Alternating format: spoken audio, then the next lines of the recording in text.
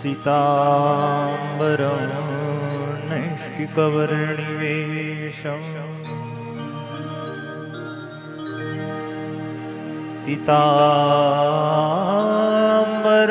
तं नटवर्यवेशम्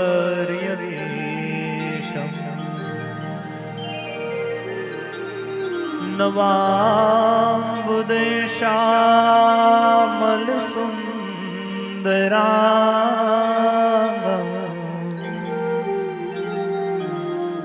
वन्दे हरिधर्मसुतं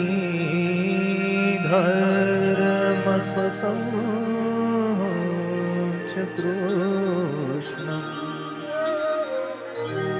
वन्दे हरिधर्मसुतं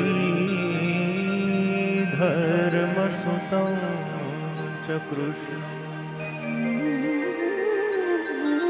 हरे વરતાલમાં અદ્ભુત શ્રી હરિએ દિવ્ય મંદિર મહારાજે બનાવી. વરતાલ મંદિરમાં રહેલા ભગવત સ્વરૂપનું મહારાજે અપૂર્વ મહિમા ગાયો છે. આ પૃથ્વી પરનું સાક્ષાત ભગવાનના દર્શન કરાવતું ધામ એટલે વરતાલ ધામ. લક્ષ્મીનારાયણ ભગવાનની પ્રતિષ્ઠા મહારાજે કરી. ધામધૂમીથી દિવ્ય ઉત્સવ વરતાલમાં થયો. ત્યાર પછી આવેલા હજારો હજાર ભક્તોને લઈ મહારાજ સભા સજીને બેઠા હતા. અને એ સભામાં વડોદરાથી ગાયકવાડ સરકાર એમના પ્રતિનિધિ સમાચાર લઈને વરતાલ ઘેલા પાસે ગોમતી પાસે મહારાજ સભા સજીને બેઠા છે ત્યાં આવીને મહારાજને સયાજીરાવ ગાયકવાડ સરકારનો પત્ર મહારાજના હાથમાં આપ્યો છે. એમાં ગાયકવાડ સરકારે વિનંતી કરેલી કે હે શ્રી હરિ, આપ કળિયુગમાં સાક્ષાત પ્રગટ થયા છો, પરંતુ વડોદરામાં આવીને અહીંના પંડિતો આપના પરમેશ્વરપણા વિશે જિજ્ઞાસાવશ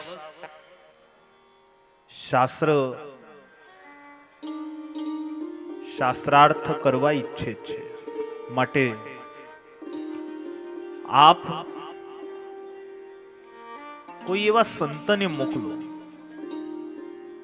કે એ આવીને અહીં શાસ્ત્રાર્થ કરે.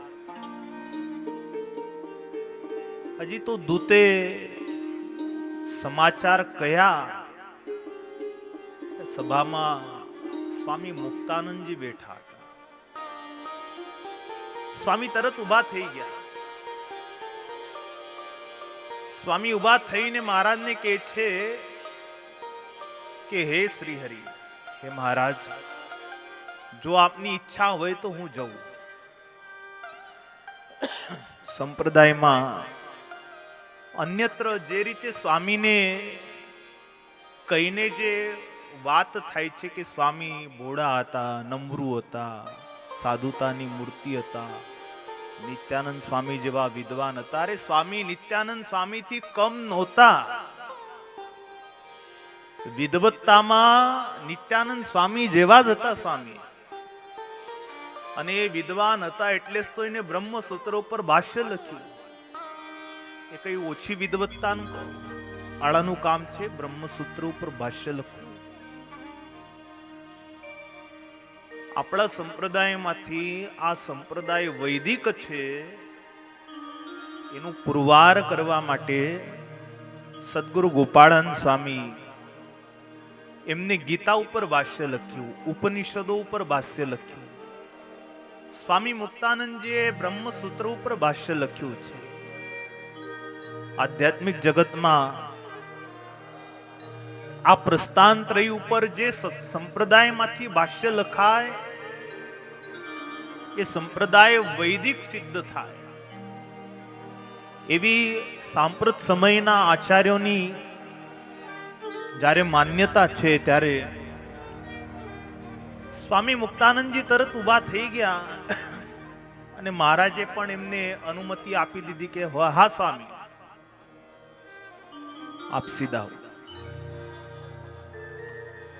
મહારાજને વંદના કરી મહારાજે કંઠમાં રહેલો હાર સ્વામીને પહેરાવ્યો અને સ્વામી ગાડામાં બેસી અને 10-12 સંતો સાથે વડોદરા આવ્યા. વડોદરામાં હાલ આપણું જ્યાં મંદિર છે વાડીમાં, ત્યાં નાથ ભક્તની એક ઓરડી હતી. ત્યાં સ્વામી આવીને ઉતર્યા. આખા વડોદરામાં આ વાત પવન વેગે પસરી ગઈ હતી કે આવતીકાલે શહેરની મધ્ય માંડવી પાસે શ્રી વિઠ્ઠલનાથજીનું મંદિર છે, ત્યાં ગાયકવાડ સરકારના 1000 પંડિતોની સામે સ્વામિનારાયણ સંપ્રદાયના સંત મુક્તાનંદજી આવીને શાસ્ત્રાર્થ કરવાના છે. એટલે બધા જે સ્વામિનારાયણ ભગવાનને હજી જેમને ભગવાનપણાની પ્રતીતિ જે પંડિતોને નહોતી આવી, એ બધા પંડિતોએ ભેગા થઈ કેટલા દિવસથી તો વેદાંતના જે કેટલાક સૂત્રો છે ગોખી રાખેલા.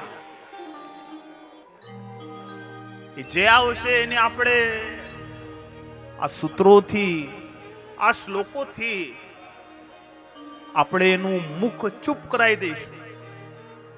એટલે એટલા બધા સૂત્રો ને શ્લોકો એ બધા પંડિતોએ ગોખી રાખ્યા હતા.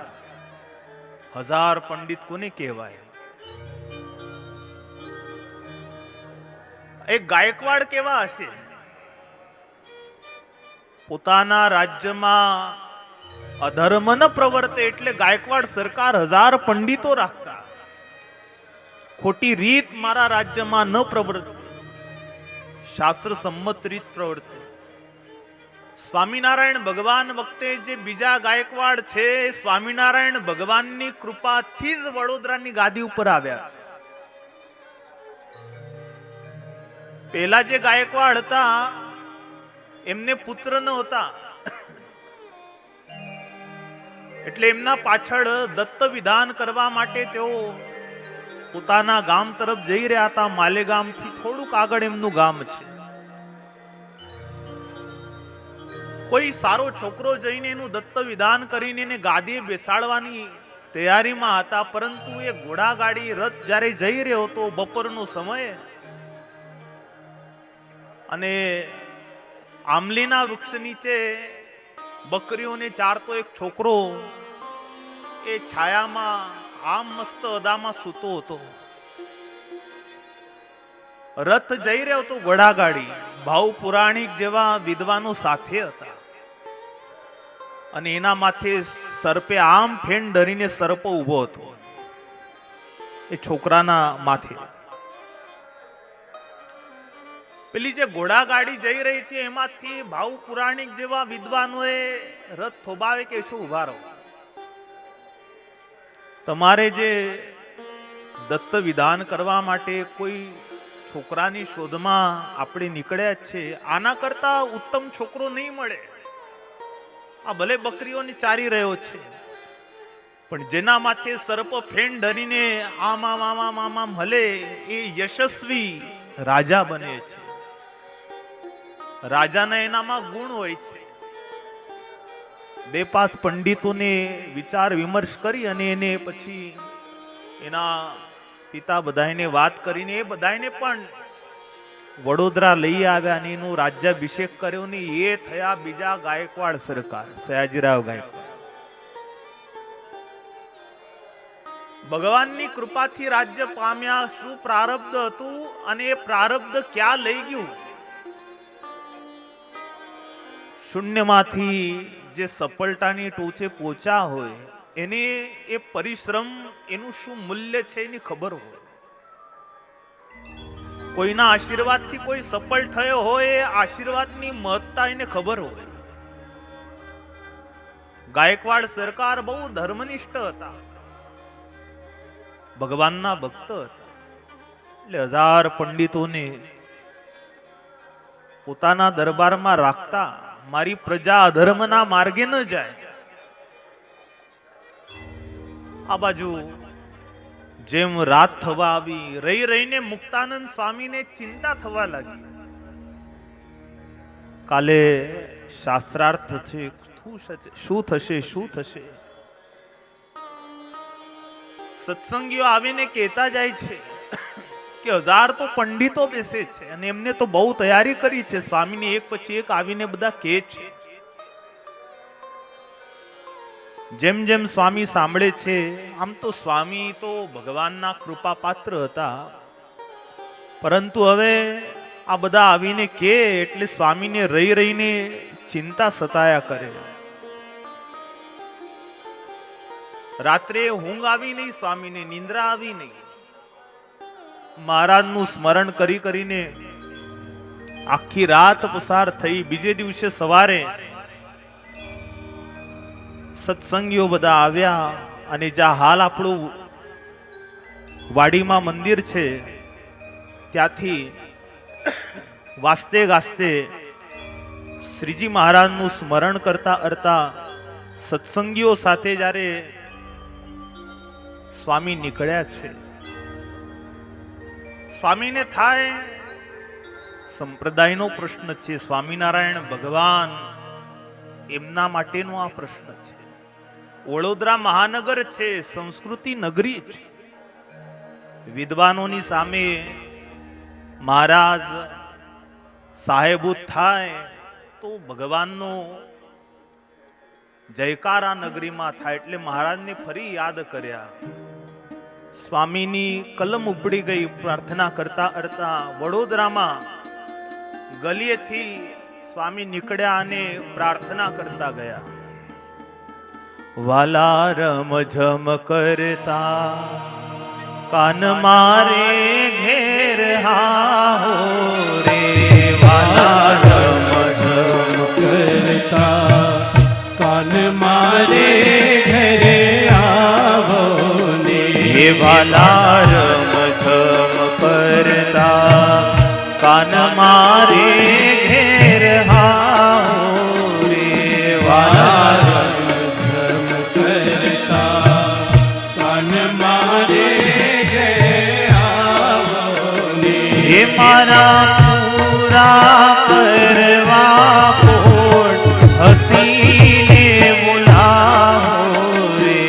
મારા પૂરા કરવા કોળ હસીને બોલાવો રે.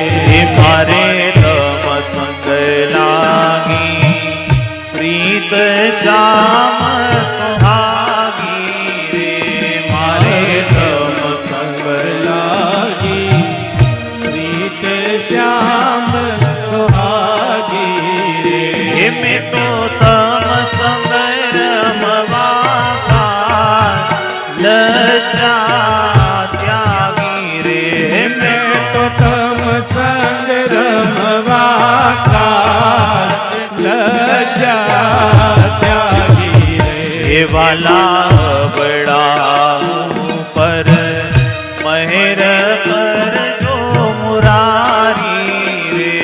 વાલય બડાયું પર મહેર કરજો મુરારી રે.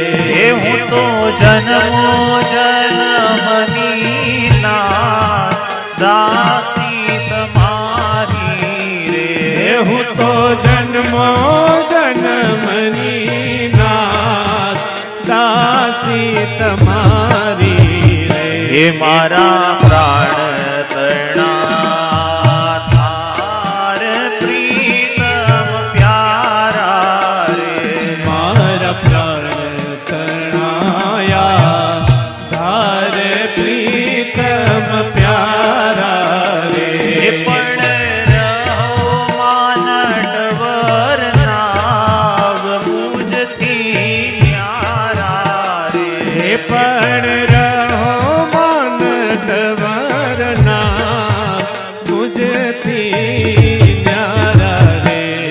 આવો છો ગામેલીને શ્યામ ધડકમ ધારો રે આવો છો ગામેલીને શ્યામ ધડકમ ઢાળો રે મેં તો ફૂલડે સમારી સેજ શ્યામ સુધારો રે મેં તો ફૂલડે સમારી સેજ શ્યામ સુહાગો રે વાલા નૈના તણું ફળ આજ મુજને આપો રે વાલા નૈના તણું ફળ આજ મુજને આપો રે મુક્તાનંદ કહે મહારાજ દુખડા આપો હે રે મુક્તાનંદ કહે મહારાજ દુખડા કાપો રે વાલા રમ જમ કરતા કાન મારે ઘેર આવો રે વાલા રમ કરતા કાન મારે ઘરે આવો હે રે મારા પૂરા કરવા ઓળખીને બોલાવો રે મારા પૂરા કરવા કોલ હસીને બોલાવો રે રે વાલા રમ જમ કરતા કાન મારે ઘેર આવો રે વાલા રમ કરતા આન મારે ઘરે આવો ને સ્વામીએ ભલા રમઝમ કરતા કાન કીર્તન ઉપાડ્યું લગ લગાટ 9 પદો સ્વામીએ રચી નાખ્યા 9 પદો એક પછી એક પછી એક પછી એક 9 પદો છે અને જ્યાં 9 પદો પૂરા થયા અને ત્યાં સુંદર 3 છોગલાવાળી પાગને ધારતા સહજાનંદ સ્વામીના ફરી સ્વામીને દર્શન થઈ ગયા સ્વામીના અંતરમાં જે ચિંતા સ્વામીને થયા કરતી મહારાજે 2 હાથ આમ કરીને કે સ્વામી તમે નિશ્ચિંત રહો તમારી જીભ ઉપર રહીને અમે જવાબ દઈશું પછી તો સ્વામી નિશ્ચિંત થઈ ગયા સ્વામિનારાયણ ભગવાને કોલ આપ્યો વાસ્તે ગાસ્તે સત્સંગીઓ સાથે સ્વામીને વિઠ્ઠલનાથજીના મંદિરમાં લઈ ગયા સ્વામીના શરીરનું જે તેજ મુખ પરનું તેજ અને સ્વયં મહારાજ એમના મુખમાં આવીને બેસી ગયા પેલા બધા પંડિતો જોઈ રહ્યા હતા કોણ આવે છે જોઈએ ને જેવા સ્વામીને એ બધા પંડિતોએ જોયા બહુ ભારે કેટલાય દિવસથી જે ગોકીને મહેનત કરી લે બધા જ પ્રશ્નો ભૂલી ગયા આ પૂછશું આ પૂછશું આ પૂછશું સ્વામીને જોયા ને બધું જ ભૂલી ગયા બધા એકબીજાના મોઢા જોવા લાગ્યા શું પૂછશું ભાઈ આ તો ભગવાન છે ભગવાનના સાધુ છે ને ભગવાન જેને સાહેબૂત છે શ્રેષ્ઠ કોટીના સંતને ભગવાન સાહેબૂત થાય સ્વામીનું બીજું પદ એટલું સુંદર છે હું તો છું ઘણી નગની નાર હું તો નાર છું પણ કેવી છું નગણી નાર જેની પોતાની કોઈ હેસિયત ના હોય આવું કેવું એ સ્વામીને પોતાની વિશે જે કૃપણ ભાવ છે અકિંચન ભાવ છે આવા મોટા નંદ સંત જ્યારે આવું ગાતા હોય એના ઉપર મહારાજ દયા કરે હું તો છું ઘણી નગની નાર તોય તમારી છું આ દેહ મેં તમારા માટે ધર્યો છે અને ત્યારે મહારાજ એના મુખમાં આવીને બેસે ભગવાન સુંદર આસન ઉપર મહારાજને બેસાડ્યા સ્વામીને પછી તો ભાવ પુરાણિક છે એમને નિર્ણાયક તરીકે સ્થાપિત કર્યા. વાદ વિવાદ કેમ થાય એના નિયમો નક્કી થયા. પ્રતાપસિંહ રાજાએ પ્રાર્થના કરી કે ગુરુદેવ મુક્તાનંદો ભગવતા પ્રેષિતો વટપત્તનમ સમુનિ વાદિનો જીતવા વૃત્તાલયમ પાગત. સ્વામીની સામે કોણ કોણ વિદ્વાનો મુખ્ય હતા? તો વડોદરાની એ સભામાં રામચંદ્ર ને હરિશ્ચંદ્ર નામે બે ભાઈઓ એવા ઢીમે ઢીમ વિદ્વાનો, આ વૈદ આયુર્વેદ શાસ્ત્રના પારંગત હતા. બીજા એક વિદ્વાન હતા શોભારામ શાસ્ત્રી. આ શોભારામ શાસ્ત્રી વેદ શાસ્ત્રમાં પારંગત હતા. વેદ મૂળ જે છે વેદ, વેદની રૂચાઓને આમ ફટફટ બોલે એવા વિદ્વાન. ગાયકવાડ સરકારના મંત્રી હતા નારુપંત નાના. પુરાણોના અભ્યાસુ હતા. કેટલાય પુરાણો જેમને શ્લોક કંઠસ્થ કરેલા એવા મહાવિદ્વાન નારુપંત નાના હતા. એક ક્ષત્રિયમાં ચિમનરાવ કરીને પણ પંડિત હતા. એ પણ જેટલી સ્મૃતિઓ છે એ સ્મૃતિઓના જાણકાર. એવા બધા હાલતા ચાલતા શાસ્ત્રો બધા બેઠા હતા સ્વામીની પાસે. જે દેખાય મનુષ્ય પણ હાલતા ચાલતા બધા શાસ્ત્રો, એવા વિદ્વાનો. અને લગભગ બધા મહારાષ્ટ્રીયન હતા, કારણ કે ગાયકવાડ પોતે જ મહારાષ્ટ્રીયન હતા. ગાયકવાડ સરકાર એટલે મહારાષ્ટ્રીયન ને આ બધા પંડિતોય મરાઠી બોલી બોલે. આજે પણ ત્યાં માંડવી પાસે જે એમના પરંપરામાં છે હજી મરાઠી બોલી બોલે છે. ગાયકવાડ સરકારના ત્યાં એક ડુંડુપા કરીને મરાઠી એક તાંત્રિક રહેતો હતો. બોલો, આટલા બધા વિદ્વાનો ઓછા પલટા એમ ગાયકવાડ સરકાર એક ડુંડુબા નામે તાંત્રિક રાખેલો. પોતાના રાજમાં સેજ કામન ટુમન કરવા વાળો કોઈ આવે ને એટલે એને આ ડુંડુબા છે ને એને બગાડી મૂકતો. એવો એક તાંત્રિક હતો. એ ડુંડુબાને છે ને ગોપાળન સ્વામીએ સ્વામિનારાયણ ભગવાનની ઓળખ કરાવી. તો એવા બહુ મોટા વિદ્વાનની એ બધાયમાં એક મોટા વિદ્વાન હતા હરિહરાચાર્ય. આ હરિહરાચાર્ય તેઓએ સ્વામીને પ્રશ્ન કર્યો કે તમે કળિયુગમાં મુક્તિનું સાધન શું માન્યું છે? સ્વામીએ વલટો એમને પ્રશ્ન કર્યો, તમે શું માન્યું છે? એ લોકોએ પૂછ્યું કે તમે શાને મુક્તિનું સાધન માન્યું? તો સ્વામીએ વલટો એમને પ્રશ્ન કર્યો, તમે શાને માન્યું છે? તો આ હરિહરાચાર્ય વગેરે જે વિદ્વાનો હતા એમને કીધું કે અમે તો નામ સંકીર્તનને જ મુક્તિનો ઉપાય માન્યો છે.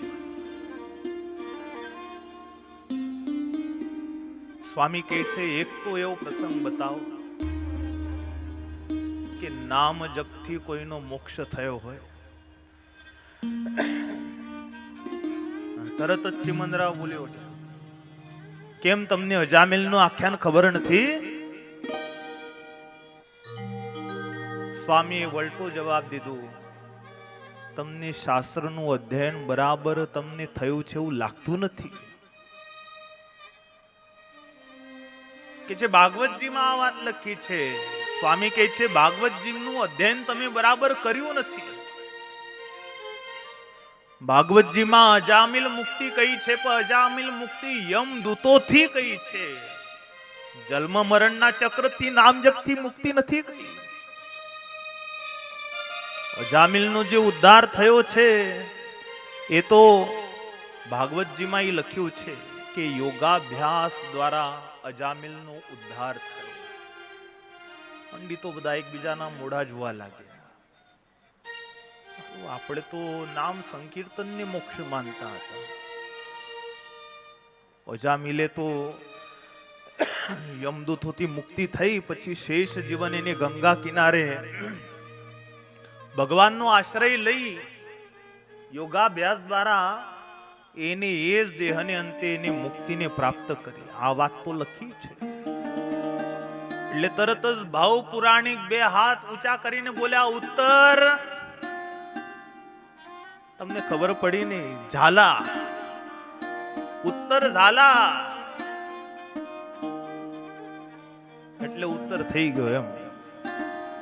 હવે એ પ્રશ્ન ત્યાં પૂરો થઈ ગયો. હવે બીજા પ્રશ્ન ઉપર આવ્યા.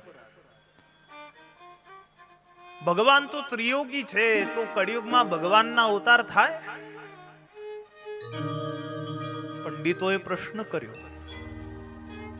સ્વામી ગીતાથી કહ્યું, યદા યદા હિ ધર્મસ્ય ગ્લાનિર્ભવતિ ભારત અભ્યુત્થાનમ ધર્મસ્ય તદાત્માનમ સૃજામ્યહમ કલાવેવ તયોર્જન્મ તથા બુદ્ધસ્ય કલ્કિન યદુચ્યતે પુરાણાદો તત્કિમ સત્યમ ઉતાનૃતમ. સ્વામી કહે છે, આ હું નથી કહેતો, આ ગીતામાં સ્વયં ભગવાન કહી રહ્યા છે. અને યદા યદા કીધું છે, એક વખત યદા કીધું નથી. યદા યદા એટલે જ્યારે જ્યારે ધર્મની હાનિ થાય, અધર્મની વૃદ્ધિ થાય, ત્યારે ધર્મની સ્થાપના કરવા માટે હું યુગે યુગે, એક યુગમાં નહીં, યુગે યુગે હું પ્રગટ થઉં છું. અને આમય સ્વામી કહે છે, તમે કલ્કી ભગવાનને તો માનો છો ને? તો કલ્કી ભગવાન તો કળિયુગમાં જ પ્રગટ થવાના છે, તો એના વિશે તમારું શું મત છે? તો કે ભગવાનને ત્રિયોગી કયા છે ને? તો સ્વામી કહે છે, ત્રિયોગી શબ્દ એ ભગવાનના 6 ભગના 3 યુગલ એવા અર્થમાં કીધું છે. ભગવાન કોને કહેવાય? ભગવાન કોણ છે? ભગવાન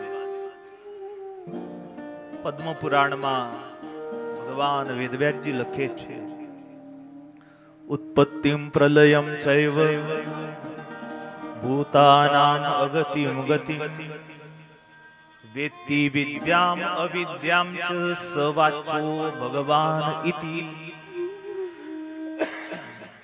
જે ઉત્પત્તિ પ્રલય પાલનના કરતા છે, ઉત્પત્તિ પાલન ને પ્રલય ભગવાન સિવાય ન થાય ભાઈઓ.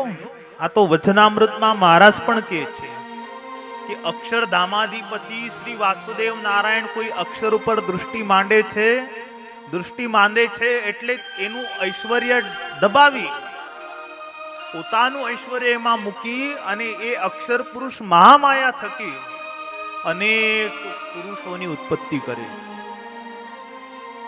એટલે ઉત્પત્તિનું કાર્ય હોય, પાલનનું કાર્ય હોય કે પ્રલયનું કાર્ય ભગવાન સિવાય ન થાય.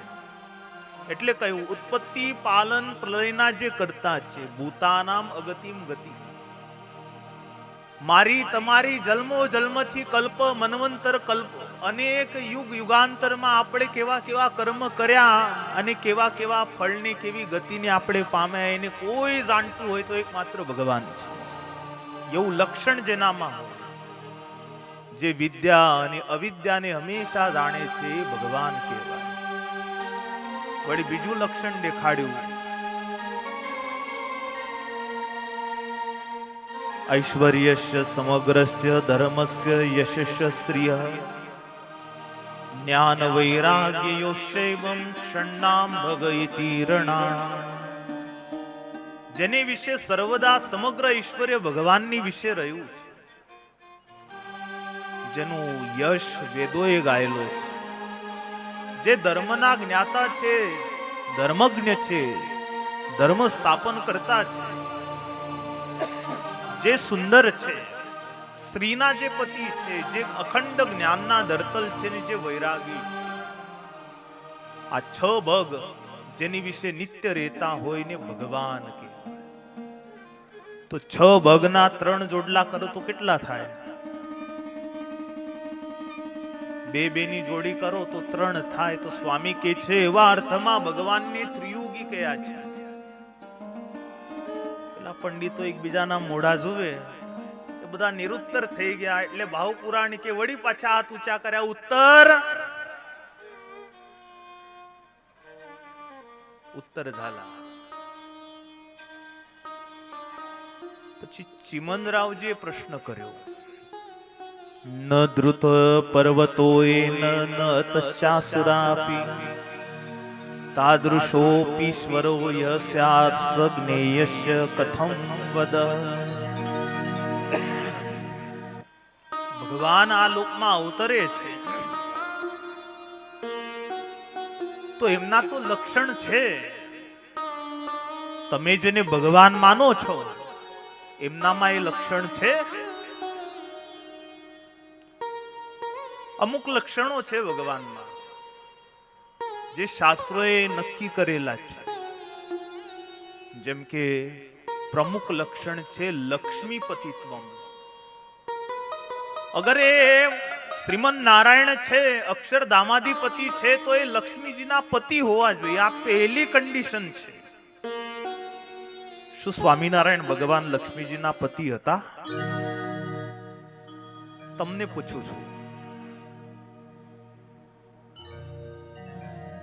હતા કે ન હતા? તો હતા તો લક્ષ્મીજી ક્યાં હતા? ક્યાં હતા મહારાજ પાસે લક્ષ્મીજી? અરે ભાઈ સાહેબ, એ સ્વામિનારાયણ ભગવાનની છાતીમાં જમણી બાજુ શ્રીવત્સ ચિહ્નમાં લક્ષ્મીજી કાયમ નિવાસ કરીને રહ્યા હતા.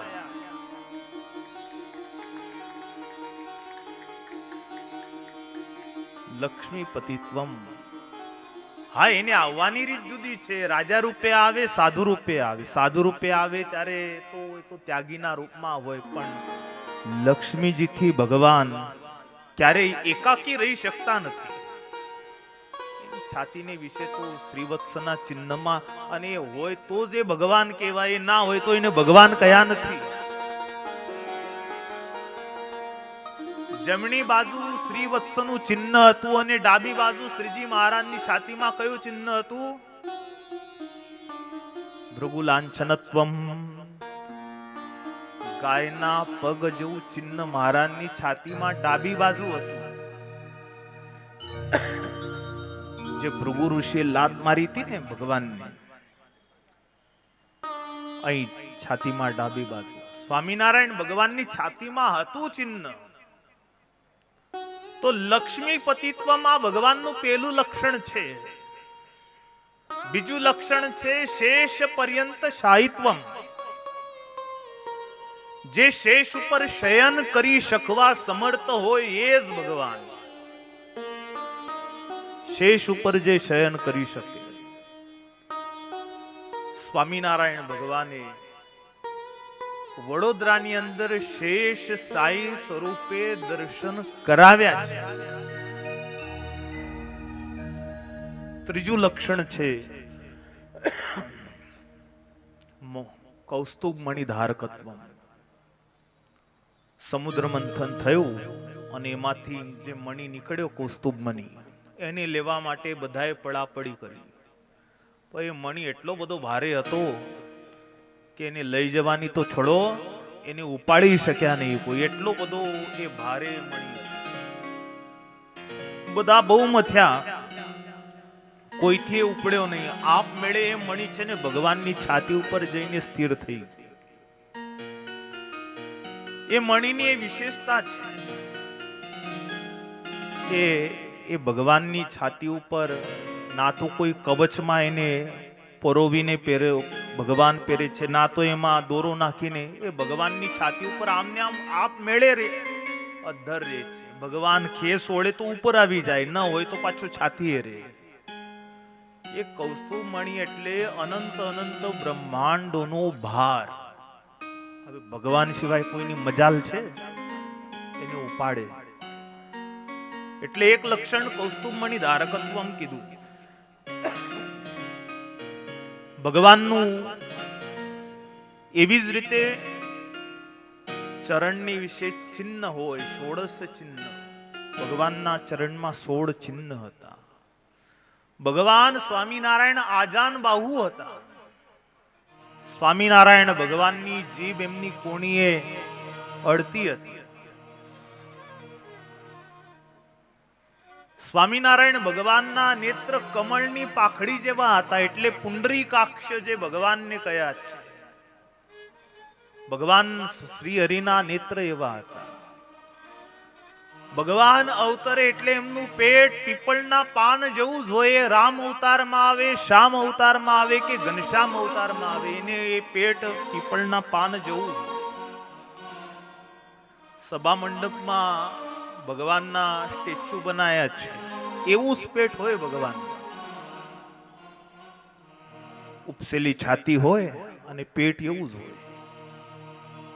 સ્વામિનારાયણ ભગવાનમાં આ દરેક લક્ષણો દેખાતા હતા. એ બધા મુક્તાનંદ સ્વામીએ કયા. અમારા ગુરુ સ્વામિનારાયણ ભગવાનમાં આ બધા ચિહ્નો છે. કદાચ તમારી શાસ્ત્રીય રીતે ન માનવું હોય તો જે પ્રત્યક્ષ દેખાય છે એનાથી તો માની શકાય ને. અને પ્રત્યક્ષને શાના પ્રમાણની જરૂર છે? ભગવાનના ચરણના ચિહ્ન એટલા દિવ્ય છે. એટલે ઓળી પાસે પેલા વિદ્વાનો એકબીજાના મોઢા જોવા લાગ્યા. આમાં હવે શું તર્ક કરવો? એટલે વળી ભાવપુરાની કે હાથ ઊંચા કર્યા, ઉત્તર ઝાલા. શોભારામ શાસ્ત્રીએ કહ્યું, ભગવાનના તો 10 જ અવતાર થાય છે, દશાવતાર કીધા છે. તમારા ભગવાન તો 10 અવતારોમાં કે એની ગણતરી છે ને. અમુક લોકો તો 24 અવતારોમાં એ ગણતરી નથી, એટલે કે છે આ ભગવાન નથી. તો 24 જ અવતાર છે ભગવાનના, ખરેખર આ સત્ય છે? શું ભગવાનના 24 જ અવતાર હોઈ શકે? એને આવું હોય તો કોણ એને રોકવાનું છે? તો કોઈ પ્રમાણ બી છે આપણી પાસે તર્ક કરવા? તો કઈ છે ને. હરિરૂપમાં આવ્યા એને કે 24માં ગણ્યા છે. 2 વખત ભગવાન આવ્યા છે. તો એ તો ભગવાન આ લોકમાં શા માટે આવે છે? પેલું ધર્મ રાસ થવો અને અધર્મ વધો એ તો નિમિત્ત છે. ખરેખર એના માટે આવતા નથી. આવે છે ખરેખર ભક્તને આનંદ દેવા માટે. નિસેવકને રે સુખ દેવાને કાશ પોતે પ્રગટ્યા રે પુરુષોત્તમ મહારાજ. મહારાજ કહે છે, હું તો તમ કારણે રે આવ્યો ધામ થકી ધરી દે. પેલું સુરતમાં લગ્ન પ્રસંગ આવ્યો, એટલે મિત્ર કેનેડા રહેતો હતો. એટલે ભાઈ 20 વર્ષથી આવ્યો ન હતો અને બહુ સારી મિત્રાચાર્ય, એટલે એને ફોન કર્યા અને કંકોત્રી મોકલાઈ, ખર્ચો કર્યો કે ભાઈ તું આવતો નથી, પણ આ વખતે તો મારે ઘેર લગ્ન છે, દીકરાનો પ્રસંગ છે, આ વખતે તારે આવવું પડશે, તારું કોઈ બહાનું નહીં ચાલે. એટલે પછી એને વાંચવું તો કે આ વખતે સારું જવું પડશે. તો હવે આવ્યો અહીં સુરતમાં. 22 વર્ષથી મકાન બંધ હતું. હવે આયા તો 10-12 દિવસ 15 દિવસ રોકાવું તો પડશે. એટલે આયા તો ઘરમાં માટી ઝાડા કેટલાય બાજી ગયા હતા, તો સાફ સફાઈ એને ચાલુ કરી. તો કેનેડાથી આવીને સાફ સફાઈ કરતા હતા. ભાઈને જોઈને આવનાર જનાર શું બોલ્યા, અરે તમારી ભલી થાય કે છે, સાફ સફાઈ કરવી હતી તેટલા દૂરથી શા માટે આવ્યા? ખરેખર એના માટે આયા હતા. એ આયા હતા મિત્રની ત્યાં પ્રસંગ હતો એટલે, પણ હવે આયા છે અને 15-20 દિવસ રોકાવાનું છે, તો લગ્યા હવે થોડી સાફ સફાઈ કરી નાખીએ. તો ભગવાન આયા છે ખરેખર ભક્ત માટે. હવે રહેવાનું છે ત્યાં સુધી પેલી સાફ સફાઈ બધી અધર્મીઓને હણવા ને અધર્મને દૂર કરવો, એ બધી સાફ સફાઈ છે, એ ભગવાન કરતા જાય. એ તો નિમિત્ત છે. ભગવાનના અવતાર અનંત છે, બહુની મેં વ્યતીતાની. ગીતામાં ભગવાન કહે છે, મારા ને તારા તો અસંખ્ય અવતાર છે. કોઈ શાસ્ત્રની સીમામાં ભગવાનના અવતાર નક્કી નથી ને ભગવાનના અવતારોનો ક્રમય નથી. ખુદ ભગવાન વેદવ્યાસજીએ બાંસગઢમાં પલટા નથી કે આ અવતાર પહેલા થયો ને આ પછી થયો. કારણ કે અનેક કલ્પોથી અનેક મન્વંતરોમાં ભગવાનના અવતારો થતા જ જાય છે. એનો કોઈ ક્રમ જ નથી. વ્યાસજી પોતે પલટા નથી. બાંસગઢમાં 24 બતાડી દીધા કે આ વખતે 24 આયા હતા. ક્રમ કયો નથી. છતાંય વ્યાસજીએ કહ્યું કે જ્યારે જ્યારે ધર્મનો રાસ થાય છે ત્યારે ત્યારે ભગવાન આ લોકમાં પ્રગટ થાય છે. એટલે આવી રીતે સ્વામીએ જવાબ દીધા એટલે પેલા પંડિતો પાછા એકબીજાના મોઢા જોવા લાગ્યા. એટલે કોઈને પાસે તર્ક રહ્યો ને એટલે ભાવ પુરાણી કે વળી પાછા હાથ ઊંચા કરે. ઉત્તર ઝાલા. ભગવાનની વિશે અમુક લક્ષણો શ્રીજી મહારાજને વિશે સ્વાભાવિક હતા. સત્ય સૌજાતિક લક્ષણો. સ્વામિનારાયણ ભગવાનની પ્રભુતા એ હતી કે વગર સાધને મહારાજ સમાધિ કરાવતા હતા. જે આવે, બૌદ્ધ આવે, જૈન આવે, યવન આવે, ગણપતિજીનો ઉપાસક આવે, માતાજીનો ઉપાસક જે આવે અને એ જે જોવા ઈચ્છે એ દેખાડતા. શરીરની રચના દેખાડે, ખગોળ રચના દેખાડે, પોતપોતાના ઈષ્ટદેવના લોક મહારાજ દેખાડ્યા. આ કાર્ય કોનાથી થાય? આજે શ્રીમન નારાયણ હોય એ જ આ કરી શકે. ભગવાનમાં એક સ્વભાવતા ગુણ શું રહ્યો છે? મન વશ કરાવે છે. એટલે એને કૃષ્ણ કહ્યા છે. સ્વભાવતા કૃષ્ણ શબ્દની વ્યાખ્યા એ જ છે કે મનને જે આકર્ષિત કરી લે. સ્વામિનારાયણ ભગવાનમાં એ ગુણ સ્વભાવતા હતો. મહારાજ ભક્તોના મનને પોતાની વિશે આકર્ષિત કરી લેતા હતા. ચોથું લક્ષણ આસુરી વૃત્તિનો સંહાર કરાવતા હતા. મહારાજે અધર્મીને મારવા કરતા છે ને અધર્મને દૂર કર્યો અને દેહને અંતે પોતાના આશ્રિતને પોતે જાતે તેડવા આવે છે. અને સ્વામિનારાયણ ભગવાન તેડવા આવ્યા હોય એવું કેટલાક લોકોએ જાતે એના દર્શન કર્યા છે. આવા લક્ષણો સ્વામીએ જ્યારે કહ્યા ત્યારે પેલા વિદ્વાનો એક પછી એક ટપ ટપ ટપ ટપ કરતા સ્વામીના ચરણમાં પડી ગયા અને ભાવ પુરાણિકે જયકાર કર્યો. બોલો સ્વામિનારાયણ ભગવાન કી. ભાવ પુરાણિકે જયનાથ કર્યો. બધા પંડિતો સ્વામીના ચરણમાં પડી ગયા અને પછી તો કોઈ દૂત દ્વારા ગઢપુરમાં સમાચાર મોકલાવ્યા. ગાયકવાડ સરકારે આમંત્રણ પાઠવ્યું શ્રીજી મહારાજને કે હે મહારાજ, આપ વડોદરા પધારો. અને વડોદરામાં વાસ્તે ગાસ્તે મહારાજને સયાજીરાવ ગાયકવાડ સરકારે આમંત્રણ આપીને જે સુંદર સવારી કાઢી છે એવી અસવારી આપણા સંપ્રદાયમાં આજ દિવસ સુધી નીકળી નથી. એવી ભવ્ય સવારી ગાયકવાડ સરકારે કાઢી છે. એનું વર્ણન પણ ઘણા બધા પદોમાં સંતોએ કર્યો. સ્વામીને એટલો બધો ગૌરવ હતો પ્રેમાનંદજીને. આ સવારી જ્યારે નીકળી હતી વડોદરામાં, જ્યારે સવારી આવી ત્યારે ગાયકવાડ સરકાર જાતે હાથી લઈને આવ્યા અને હાથી ઉપર શ્રી હરિને બેસાડ્યા. અને એ વખતે પ્રેમાનંદ સ્વામી વગેરે સંતોએ જ્યારે દર્શન કર્યા ત્યારે આંખમાંથી અશ્રુ વહેતા હતા. વડોદરા મહાનગર વિદ્વાનોની નગરીમાં આપણા ઈષ્ટદેવને આવી રીતે ગાયકવાડ સરકાર જાતે હાથીએ બેસાડીને એનું જે પુરુષોત્તમપણું છે એને સ્વીકાર્યું અને વાસ્તે ગાસ્તે આખા નગરમાં મહારાજને ફેરવ્યા. સ્વામીની કલમ ઉપડી ગઈ. ચલે ગજ બેઠકે મહારાજા, ચલે ગજ બેઠકે મહારાજા, ચલે ગજ બેઠકે મહારાજા, ચલે ગજ બેઠકે મહારાજા. महाराजा चले गज बेठ के महाराजा चले गज बेठ के महाराजा चले गज बैठ के महाराजा चले गज बैठ के महाराजा हे बोलत जय जय थोपदार बाजत है बहु बाजा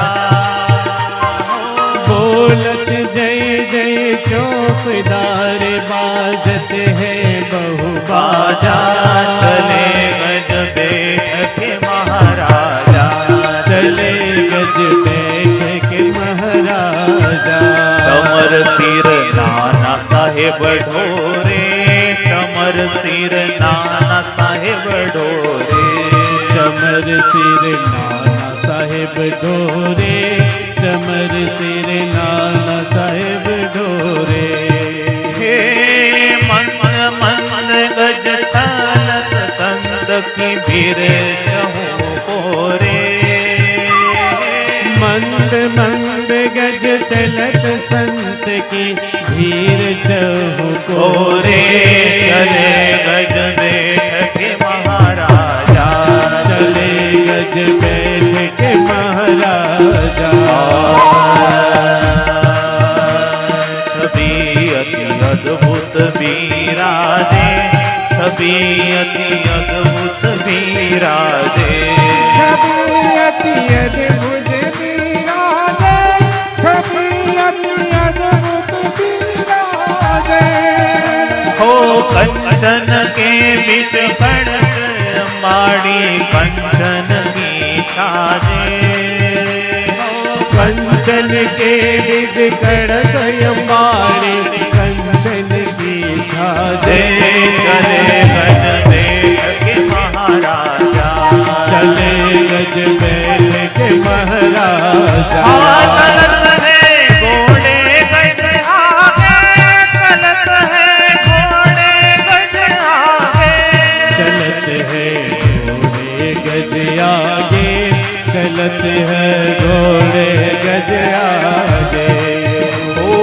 पीते पाल की पैदल रथ सभी बहुत निकी लागे पीछे पालक पैदल रथ सभी बहुत निकी लागे चले गज बेठ के महाराजा चले रथ बैठ महाराजा हो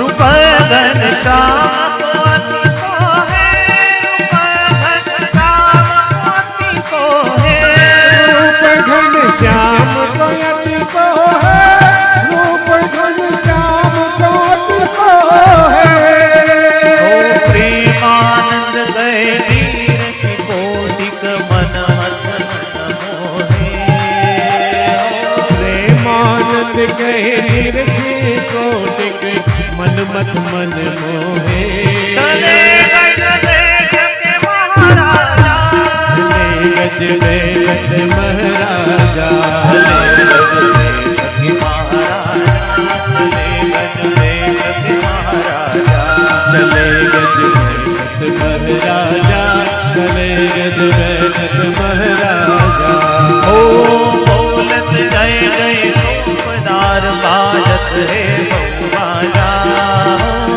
बोलत जय जय चौकीदार बाजे थे बहु बाजा चले गज बेठ के महाराजा चले गज बैठ महाराजा चले गज बेठ के महाराजा चले गज बेठ के महाराजा चले गज बैठ महाराजा चले गज बैठ महाराजा લગલગાટ સ્વામીએ 10 પદો રચ્યા છે અને એટલું સુંદર આ સવારીનું વર્ણન કર્યું છે. વિશ્વામિત્રી નદી પાસે સવારી આવી. નદીની સમક્ષ બાજુમાં આડીને પ્રભુ રામચંદ્રજીનું મંદિર છે. સંધ્યાનો સમય થઈ ગયો. સવારી આવતી હતી. પૂજારી પ્રભુ રામચંદ્રજીની સેવા કરી રહ્યા હતા. મોટી સવારી હતી, બહુ વાજા વાગી રહ્યા હતા. ઘોડાઓ, હાથી, જાતે ગાયકવાડ સરકાર છે, બંને આચાર્ય શ્રીઓ છે. ગોપાળાનંદ સ્વામી, મુક્તાનંદ સ્વામી જેવા રથમાં બધા સંતોને બેસાડ્યા. બહાર કોઈ ભગવાનની સવારી આવી છે, સ્વામિનારાયણ ભગવાનની સવારી આવી. પૂજારી પ્રભુ રામચંદ્રજીને જે પુષ્પમાળા પહેરાવી, એ પુષ્પમાળા જ્યાં વિશ્વામિત્રી નદી પાસે પ્રભુ રામચંદ્રજીના મંદિર પાસે ગજ આવીને ઉભો રહ્યો, આપમેળે એ પુષ્પમાળા ઉડતી ઉડતી આવીને સ્વામિનારાયણ ભગવાનના કંઠમાં આપમેળે પડી ગઈ. આવેલા હજારો હજાર લોકોએ આવા દર્શન કર્યા. પૂજારીએ જોયું, બહાર આવીને સ્વામિનારાયણ ભગવાનના ગળામાં એ પુષ્પમાળા પડી છે. જે પ્રભુની હું સેવા કરું છું, સ્વયં મનુષ્યાકારે આવ્યા છે. પ્રભુને દંડ પડે એની માફક પૂજારી પડીને શ્રી હરિને સાષ્ટાંગ નમસ્કાર કરે. એનો ભાવ મહારાજે જોયો એટલે એને રામ રૂપે મહારાજે દર્શન દીધા. પૂજારીનો ભાવ રામ રૂપે દર્શન. અદ્ભુત સવારી નીકળી છે વડોદરાની અંદર. ત્યાર પછી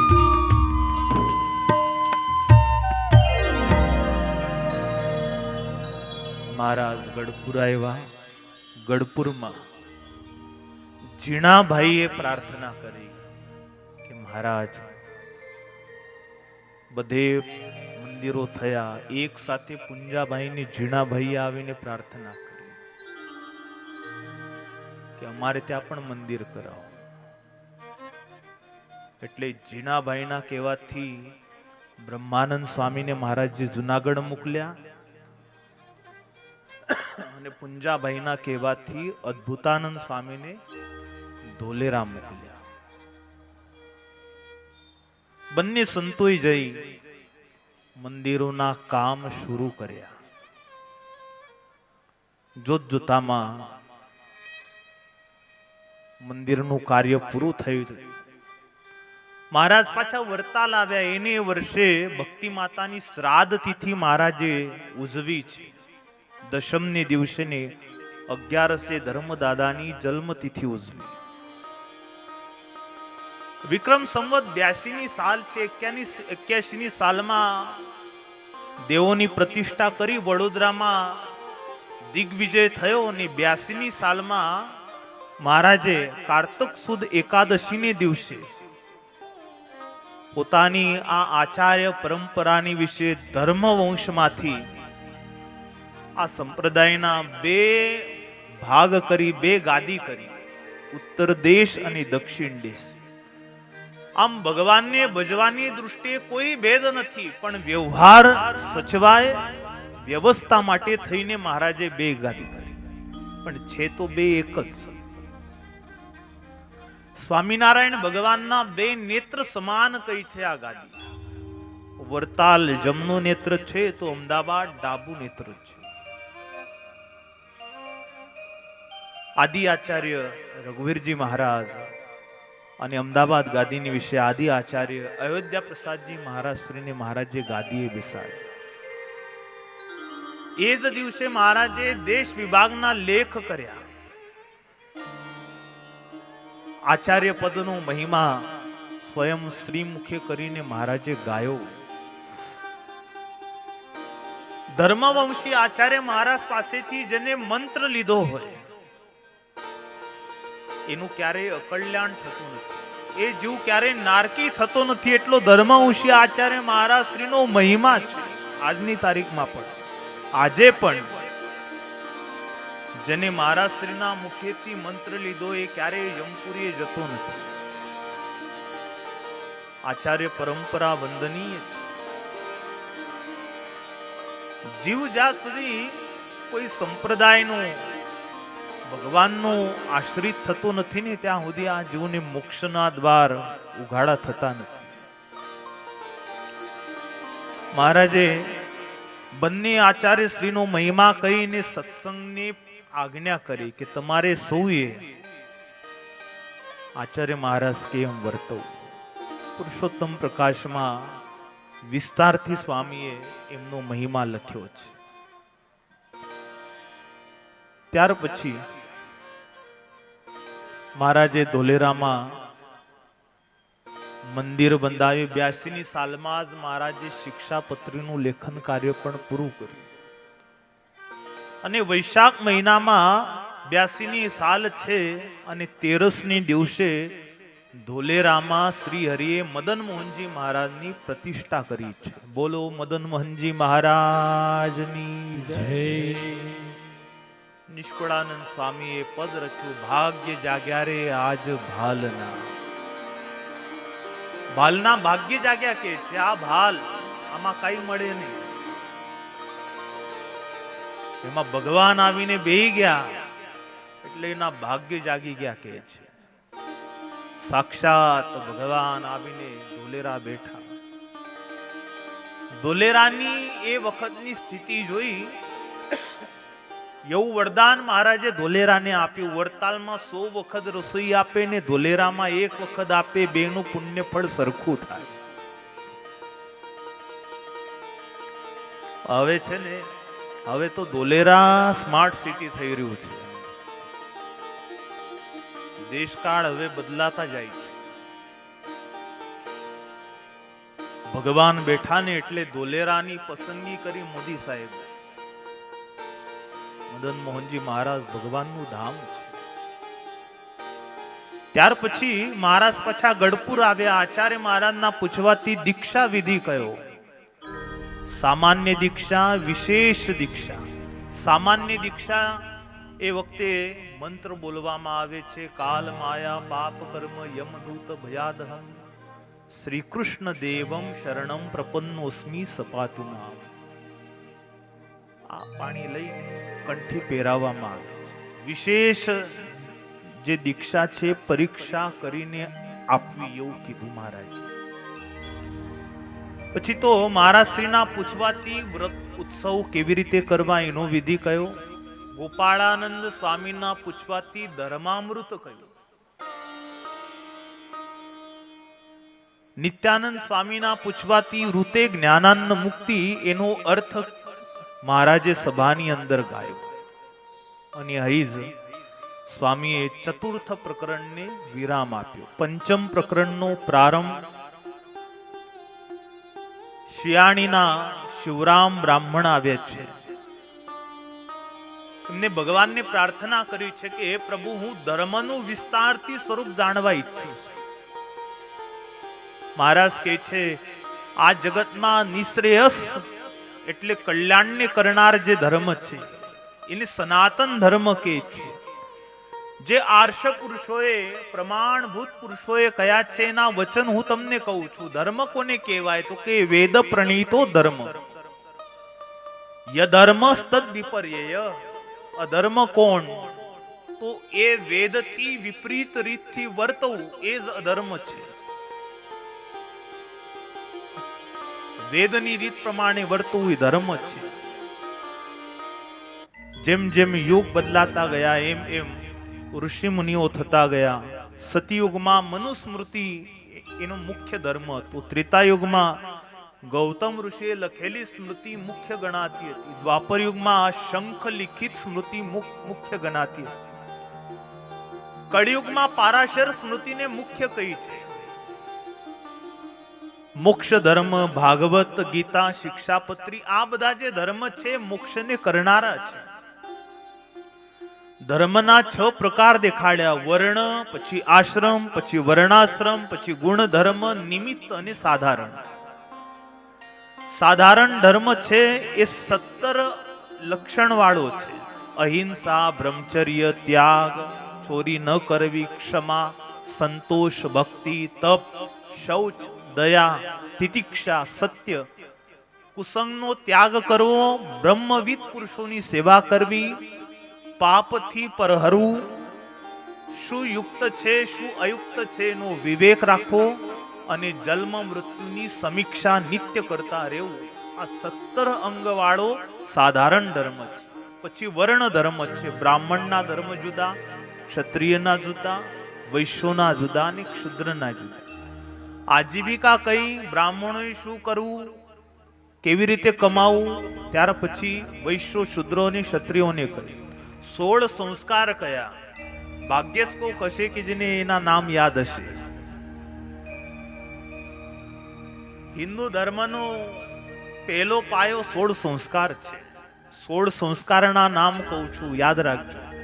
પહેલો સંસ્કાર છે ગર્ભાધાન, બીજો છે પુંસવન, ત્રીજો છે શ્રીમંત, ચોથો છે જાતકર્મ, પાંચમો નામકરણ, છઠ્ઠો બહિર્નિષ્ક્રમણ, સાતમો અન્નપ્રાશન, આઠમો ચૌલ કર્મ, નવમો કર્ણવેદ સંસ્કાર, 10મો ઉપનયન સંસ્કાર, 11મો વેદારંભ સંસ્કાર, કર્મ વિધિ જે કરવામાં આવે, 12મો કિશાંત સંસ્કાર, 13મો સમાવર્તન સંસ્કાર, 14મો વિવાહ, 15મો વિવાહાગ્નિ પરિગ્રહ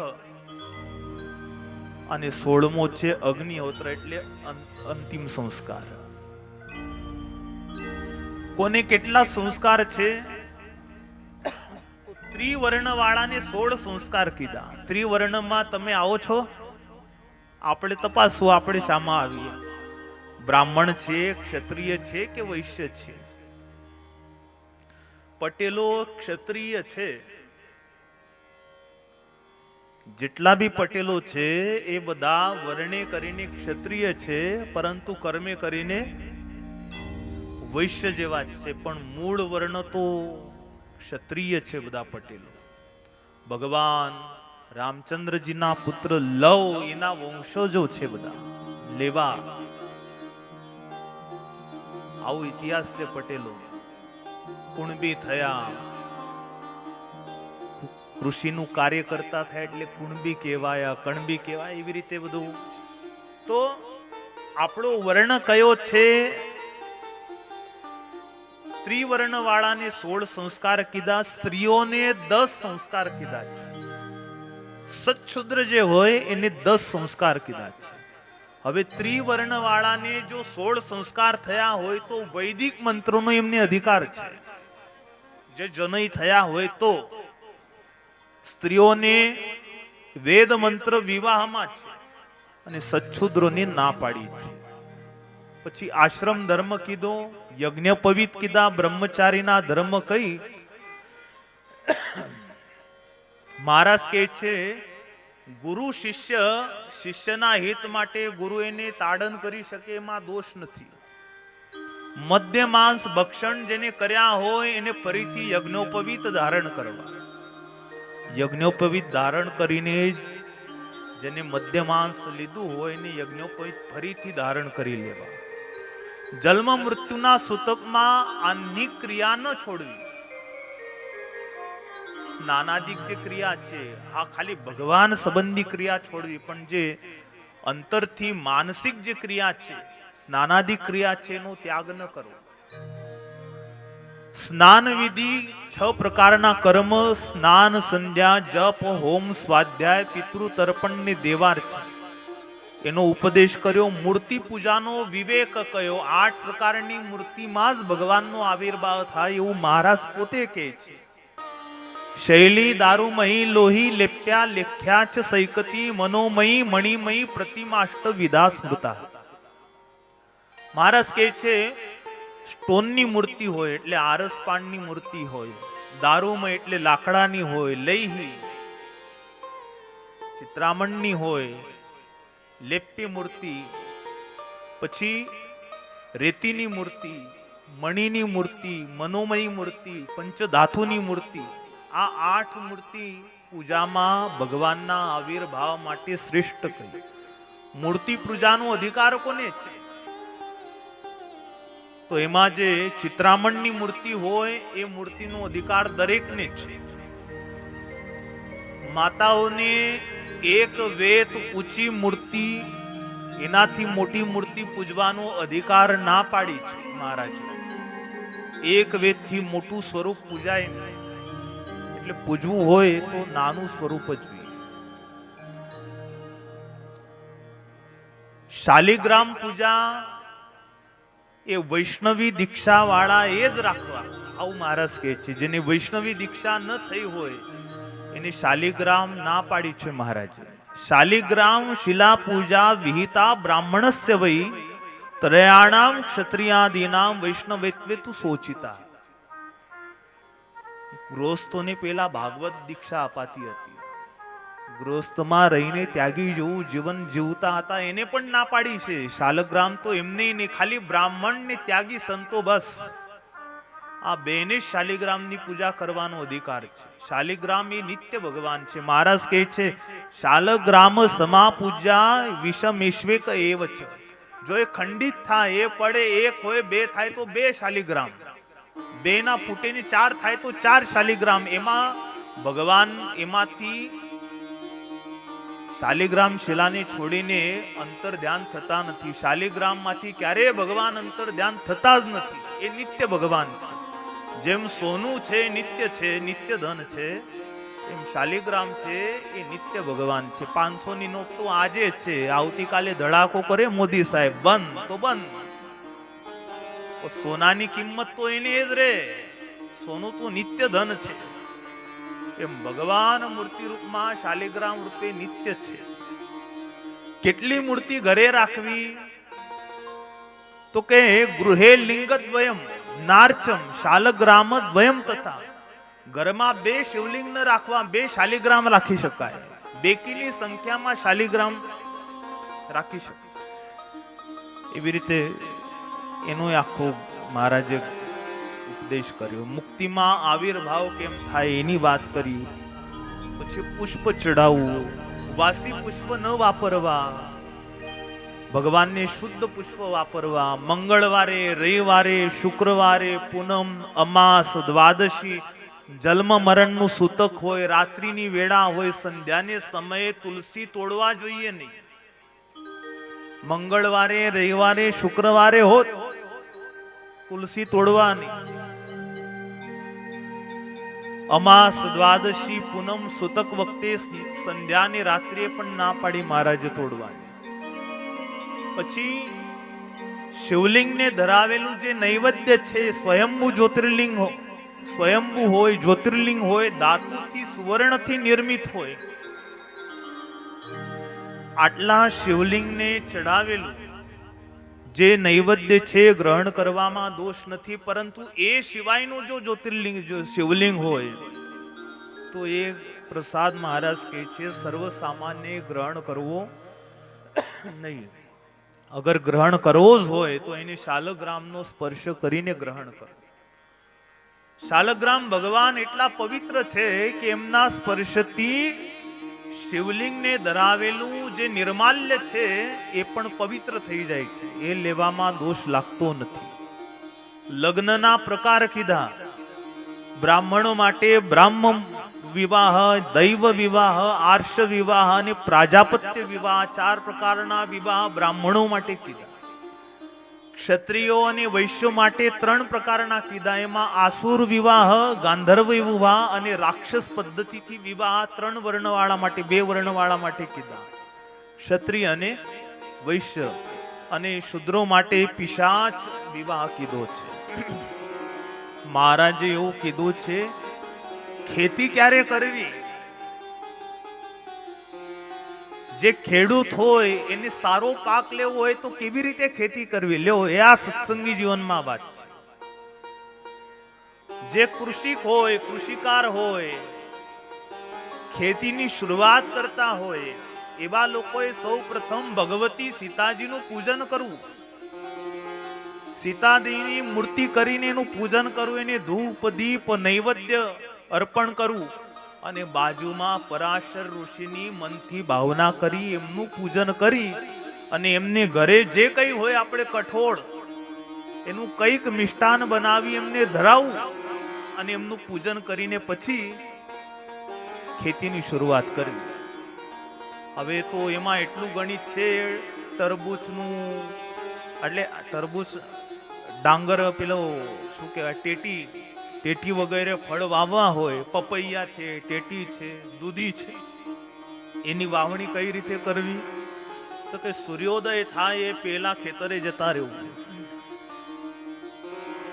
સૂર્યોદય પેલા ખેતરે જઈ અને આગળથી રોપતા રોપતા પાછળ આવું, વળી પાછું આગળ જવું અને આગળથી વાવતા વાવતા પાછળ આવું. એવી રીતે આ ટેટી છે, દૂધી છે, પપૈયા છે, બોલો આટલી વાત મહારાજે આમાં કરી છે. સત્સંગી જીવન સર્વ પ્રકારે એકદમ તમને પ્યાક, બધી જ પ્રકારનો પ્યાક આમાં છે.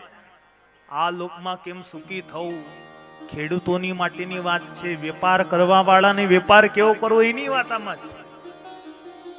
કારણ કે આને કહેનારા સ્વયં ભગવાન છે. પુત્ર પ્રાપ્તિ ઋતુકાળ પછી સમસંખ્યામાં સંગ કરવાથી પુત્રની પ્રાપ્તિ થાય. 10મા દિવસે, 12મા દિવસે, 14મા દિવસે જે ઋતુકાળ કરે છે એને દેવ જેવો પુત્ર પ્રાપ્ત થાય છે. એમ વિષમ સંખ્યામાં ઋતુકાળ કરવાથી પુત્રીની પ્રાપ્તિ થાય. એમાં સૌથી ઉત્તમ પુત્રીની જેને કામના હોય એને ઋતુકાળ પછીના 9મા દિવસે પ્રસંગ કરવાથી લક્ષ્મીજી જેવા ગુણિયલ પુત્રીની પ્રાપ્તિ થાય છે, જે કુળની ઉદ્ધાર કરનારી બને છે. આવું પણ મહારાજ આમાં કહે છે. પત્નીનું રક્ષણ કરવું, પરદારાનો સંગ ન કરવો, પાપના 5 સ્થાન મહારાજે કીધા. ખાંડનીઓ, ઘંટી, ચૂલો, પાણીયારું, સાવરણી, 5 યજ્ઞથી એના વિનાશ થાય છે. આ પાપ, એમાં 5 યજ્ઞ છે: દેવ યજ્ઞ, ભૂત યજ્ઞ, બ્રહ્મ યજ્ઞ, પિતૃ યજ્ઞ અને અતિથિ યજ્ઞ. આ 5 થી પેલા 5 પાપોનું નાશ થાય છે. અહિંસામય યજ્ઞ કરવા મહારાજે આજ્ઞા કરી. તીર્થયાત્રા કરવી, તીર્થયાત્રાનું ફળ કોણ પામે એ પણ કહ્યું. તીર્થયાત્રાનું ફળ કોણ ન પામે એ પણ કહ્યું. અશ્રદ્ધા જેને હોય, જે પાપાત્મા હોય, જે નાસ્તિક હોય, જે સંશય હોય, જે હેતુનિષ્ઠ હોય, એને તીર્થનું ફળ થતું નથી. દાન આપવું, અન્નદાન શ્રેષ્ઠ કહ્યું. ભૂમિદાન કરવું, 12ને દિવસે પારણા કરાવવા, દાન કઈ રીતે કરવું એ કીધું. મંદિરો બંધાવવા, એમાં ભગવાનનું મંદિર સૌથી ઉત્તમ કહ્યું.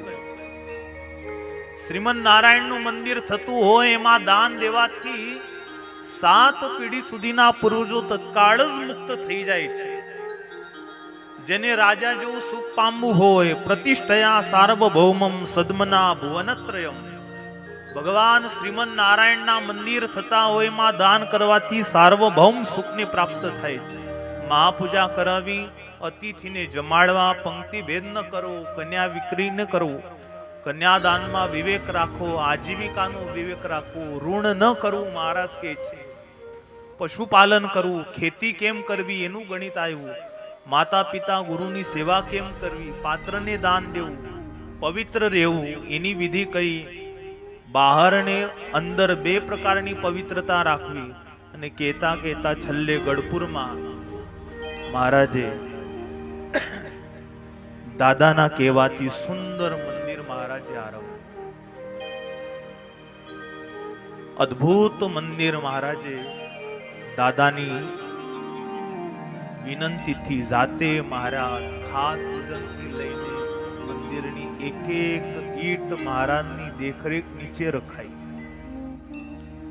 જોત જોતામાં 85ની સાલ આવી અને 85ની સાલમાં ગઢપુરમાં મહારાજે મંદિરમાં ગઢપુરપતિ ગોપીનાથજીની મૂર્તિ મહારાજે પ્રતિષ્ઠિત કરી. બોલીએ ગોપીનાથજી મહારાજની જય. ભગવતી રાધા, ગોપીનાથજી, સૂર્યનારાયણ દેવ, વાસુદેવ નારાયણ, નર્મદેવ, ભક્તિ માતા દિવ્ય સ્વરૂપો મહારાજે ગઢપુરમાં પધરાવ્યા. એ જ વર્ષે મહારાજશ્રીની આજ્ઞાથી વડતાલમાં રઘુવીરજી મહારાજે રણછોડરાયજીની પ્રતિષ્ઠા ચૈત્રમાં. પછી તો 86ની સાલ ચાલુ થઈ અને ધીરે ધીરે મહારાજે હવે આ લોકમાંથી મહારાજે સંકલ્પ કર્યો કે આ લોકમાં આવીને અમારે જે કંઈ કરવું હતું એ લગભગ અમે પૂર્ણ કરી દીધું છે. મયા ધૃતાવતારોયમ યદર્થમ તદશેષતઃ કાર્યમ કૃતમ ભૂતલેત્ર ન કિંચિત અવશેષિતમ. આ લોકમાં આવીને અમારે જે કંઈ કરવું હતું એ બધું જ અમે પૂર્ણ કરી દીધું, કંઈ જ બાકી રાખ્યું નથી, ન અવશેષિતમ. અને એટલા માટે જ હવે અમે અમારે ધામ પાછા જઈએ. મહારાજે જેઠ સુદ નોમ 86ની સાલમાં સભા બોલાવી. સભામાં મહારાજે આજ્ઞા કરી, આચાર્ય શ્રેયની આજ્ઞામાં સર્વે સત્સંગીઓએ રહેવું અને આ સંપ્રદાયના મધ્યસ્થી તરીકે ઉપરી ગોપાળન સ્વામીને મહારાજે બનાવ્યા. બે આચાર્ય શ્રીઓના કાંડા સ્વામીના હાથમાં સોંપીને કહ્યું કે સ્વામી, આખા સત્સંગને તમે આ બે કે એમ વર્તાવજો. સાધુ વર્ણી પાળા સોની લેજો રે, ગોપાળ સ્વામીની આજ્ઞા મારે જોરે. છલ્લો જે બોધ છે સત્સંગી જીવનમાં, ભક્ત ચિંતામણીમાં મહારાજે કર્યો છે ને દશમને દિવસે મધ્યાહ્ન સમયે પોતામાં વૃત્તિ સ્થિત કરી શ્રી હરિએ પોતાના પાંચ ભૌતિક દેહનો ત્યાગ કર્યો. ત્યાર પછી સ્વામીએ સત્સંગી જીવન, સર્વ મંગલ સ્તોત્ર, જનમંગલ સ્તોત્ર, હરિવાક્ય સુધા સીધું એની રચના કરી. હરિ જયંતીનો વિધિ કયો. સ્વામીના કહેવાથી ધ્યાન કરતા કરતા પ્રતાપસિંહ રાજાને હૃદયમાં ભગવાનના દર્શન થયા અને જગન્નાથપુરીમાં જ પ્રતાપસિંહ રાજા દેહ છોડીને શ્રીજી મહારાજની સાથે ધામમાં ગયા. અને છેલ્લે શતાનંદજી સ્વામીએ લખ્યું, શ્રવણમ મંગલમ યસ્ય કીર્તનમ યસ્ય મંગલમ સ્મરણમ મંગલમ યસ્ય સહરીર મંગલમ ક્રિયા. આ ભગવાન મંગલમય છે.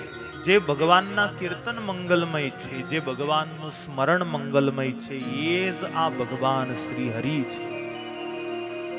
એ સમગ્ર જીવોનું પરમ મંગલ કરો. આવી રીતે શ્રી હરિને પ્રાર્થના કરી સ્વામીએ સત્સંગી જીવનના 5 પ્રકરણોને સમાપ્ત કર્યા છે, પૂર્ણાહુતિ કરી છે. આપણે પણ છેલ્લા 7 દિવસથી સુંદર આ સત્સંગી જીવન ગ્રંથની કથા ધર્મદાદા ભક્તિ માતા વાસુદેવ નારાયણના 141ના પાટોત્સવ નિમિત્તે સુંદર આયોજન મંદિરમાં પૂજ્ય કુઠારી શાસ્ત્રી સ્વામી પુરુષોત્તમ પ્રકાશદાસજી એમના ઉદાર ભાવથી સુંદર આ આયોજન થયું. 7 દિવસ સુધી બહુ સરસ ભક્તોને જમાડ્યા. જમ્યા કે નહીં બોલો? કોઈ વાતની કસર હતી? અને આવું જમણવાર છે ને આપણે મંદિરે એક વખત નથી થયું, આ કાયમ લગલગાટ ચાલુ જ છે આપણે ત્યાં. આ ટાળી તમે કોની પાડી?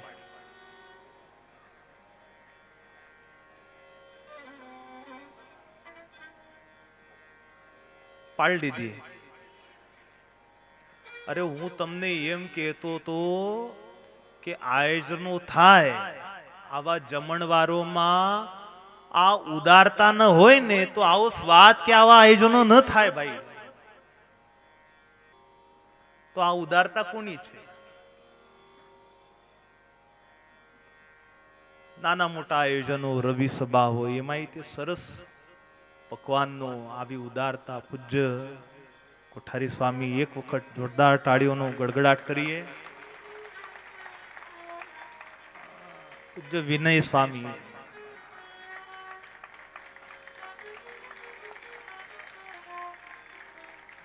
વિનય સ્વામીને જોઈને પાડો, તાળી પાડો.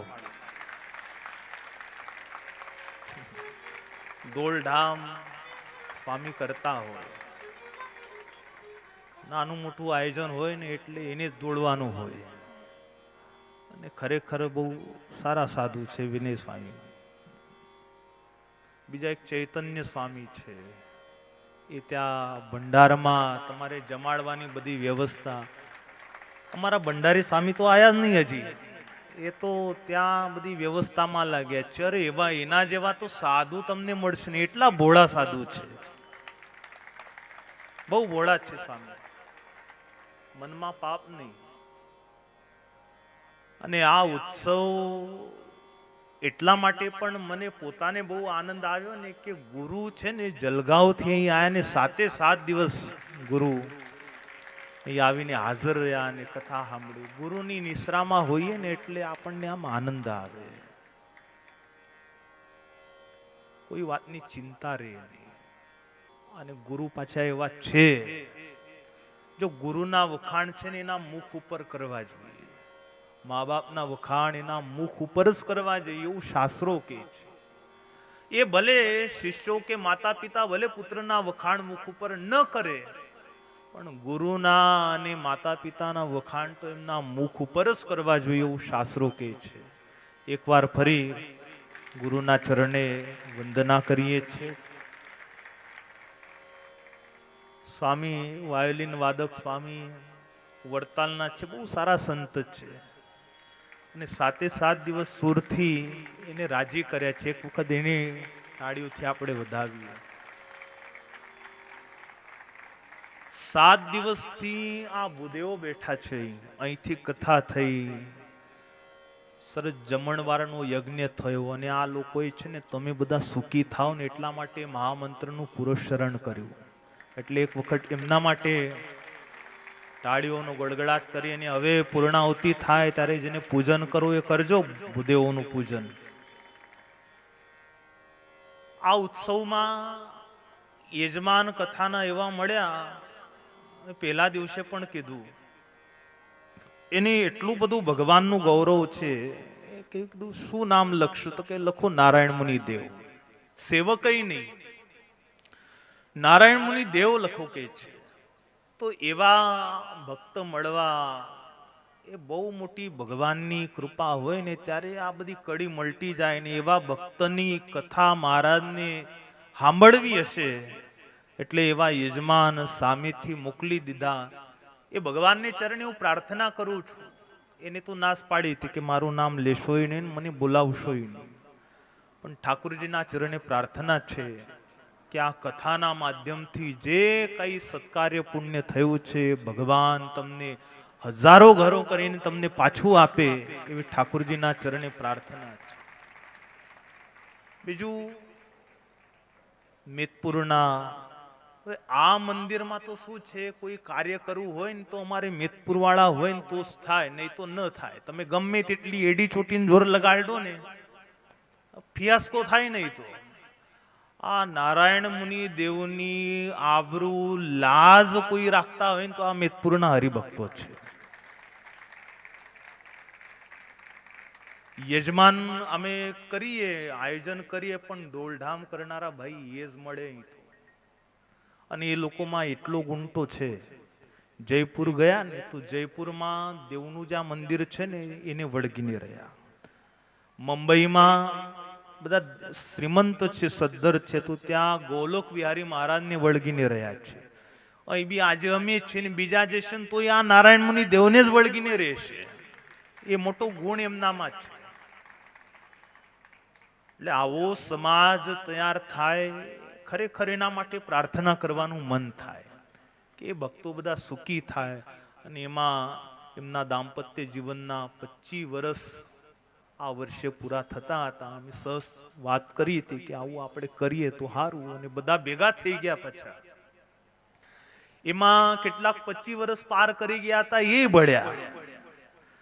એટલે બધી મહાપ્રસાદની લગભગ બધી સેવા છે ને મેદપુર વાળા ભક્તો એ જ કરી છે. એક વખત જોરદાર તાળીઓનો ગડગડાટ કરીએ બધા ભક્તો માટે. બીજા પણ અમારે તપનભાઈ આયા છે, આ બંગાળી છે, પણ એની નાની મોટી સેવા આ મંદિરમાં ચાલતી જ હોય છે.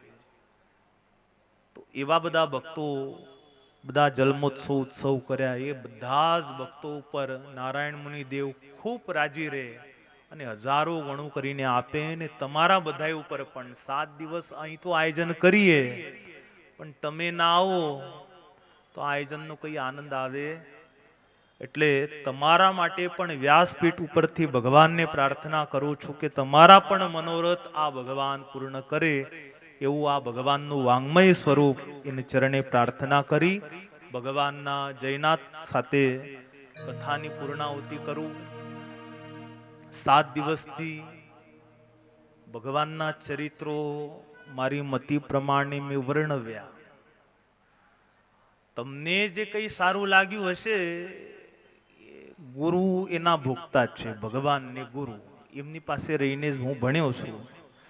અને કદાચ કઈ અપ્રિય લાગ્યું હોય તો આ સત્સંગનું બાળક જાણી અને માફ કરજો ને બધા રાજી રહેજો મારી ઉપર.